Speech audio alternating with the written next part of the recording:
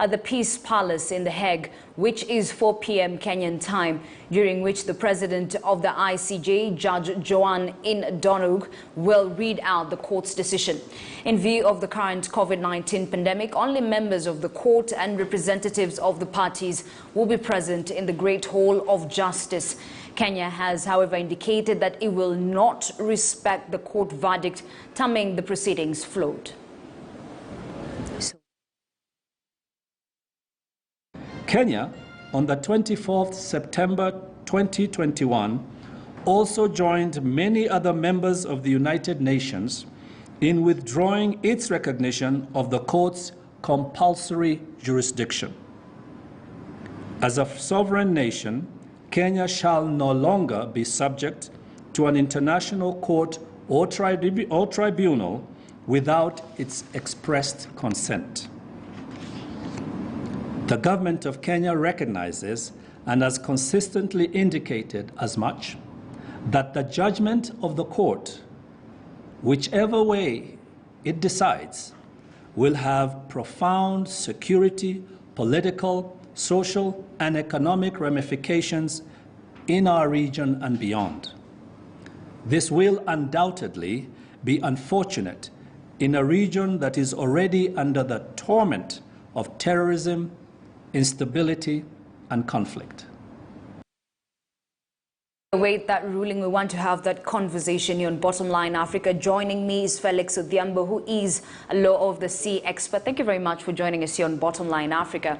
Following what we've just heard, the government said that this is a flawed process and it will not recognize the ruling that will be made today, this afternoon, actually in a couple of hours. What are the implications of this? Thank you, Ashley, for having me. Okay.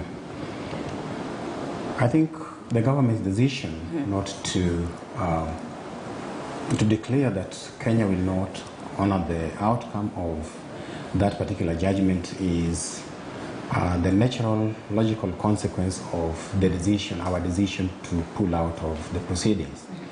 Because I do not foresee the court getting or making a judgment any differently from the fact that it's going to rule in favor of Somalia, given that we didn't defend our position. So it is more of out of the need to, the government was kind of preparing the citizenry that it is going to go against us, but it's about putting a brave face. And it's now doing more about politics, international politics, and not the law. Okay. Yes. So then are we bound as a country legally to comply to this ruling? Well, about 3 days ago, if I remember well, Ambassador Macharia Kamau, Kenya's Foreign Affairs PS, indicated that Kenya is not going to be bound. So essentially, Kenya has then expressed its reservations under Article 36(2) of the statute of the ICJ. At a political level, we may claim that we are not bound, but at the legal space, in the legal space, I believe we are bound because we had submitted ourselves to the jurisdiction of this court at the very beginning. So running away from its jurisdiction midstream, I do not think gets us off the hook. Okay. We should still be bound. So then that leaves us in a catch-22 situation of some sort. Here we are as a country saying we are not going to obey this ruling, while Somalia, on the other hand, is actually going to comply if it were to win this case. So then where does this leave us? Are we staring at a war, for lack of a better way of terming it? Listening to our political leadership, it seems that we are prepared for a war. But I do not believe we are actually going to go through with the threat of war, because this would be a war that would be, in my view, largely skewed against us, because it would be a war that we would be waging a war when the law and the rest of the international community, so to speak, would be on the other side, because, you know, a war threatens international peace and security, and you need to look at this with respect to the role of the court is also supposed to help with the peaceful settlement of international disputes. So it kind of complements the role of the Security Council. So if we end up in a situation where our actions, we decide to disregard the position of the court, and then we end up in a situation where we kind of want to wage a war, then I think it would be a war that would be not be supported by the rest of the international community. Okay. And how long can we fight anyway? Okay. So even just for the sake of it, before you even continue looking at the law, how did we get to this place? How did we end up claiming this particular piece of land?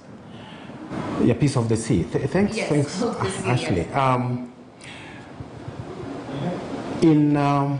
The law of the sea has undergone various developments, but then the current law that governs maritime space, the main law is the UN Convention on the Law of the Sea of 1982. Now, the negotiations that led us to this convention was undertaken between 1973 and 1982.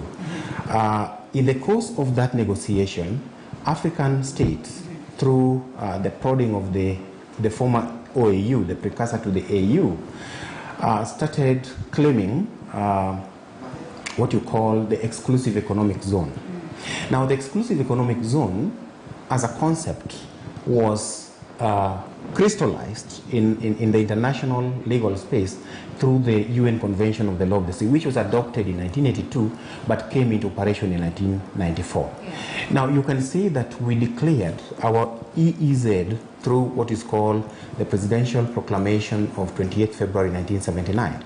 So at this point in time, there was no international law that governed the exclusive economic zone. Yeah. So we ended up claiming a zone without a backing legal instrument internationally. So then in 2005, President Kibaki gave another proclamation, the proclamation of 6th June 2005, which repealed the 1979 proclamation, which is actually the particular proclamation that has ended up taking us, having Somalia drag us to the ICJ. Yeah. Yeah, so we claimed that particular space without an international, unilaterally, without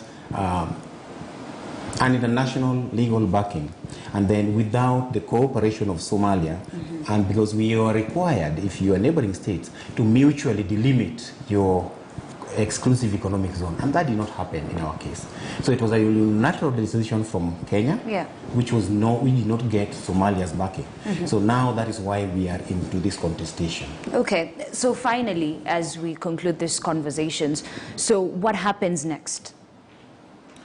What happens next, I believe, what Kenya is digging in for is a political settlement, a diplomatic kind of, drive, but then it is also going to be very hard to get Somalia out, especially once they get a judgment in their favor.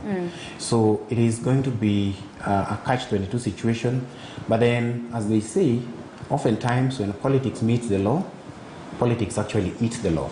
So let's see what happens. All right, we will see. Thank you very much, Felix Odhiambo, who is the Law of the Sea expert. Thank you for just breaking it down for us. We'll see what happens, 3 p.m. or 4 p.m., depending